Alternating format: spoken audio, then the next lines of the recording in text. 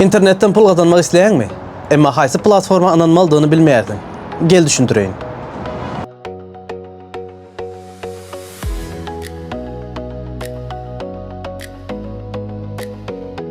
Men sana boş gurun değil, hakiki pul kazanıp olan platformalar aydın.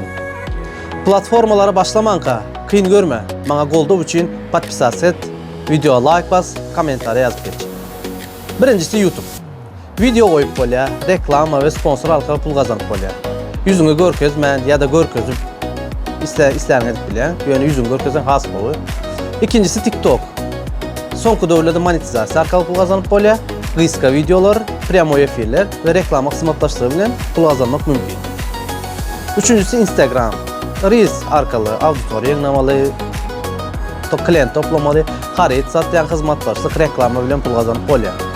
Dördüncüsü freelance, yani hiçbir zada bağlı değil, öz başlık, öz işçi platformalar. Fiverr, Upwork, yani video montaj, dizayn, yazı bilen daşarı yurtta müşteri pul kazanıp bolya. Beşincisi affiliate ulgamlar. Yani sen bir zadın, satılan zadın silkasını alayan ya da başka linkini alayan, öz platformunda paylaşan, eğer şu satılayan yağdayında sana belli bir girdiğici prosent ödeyen.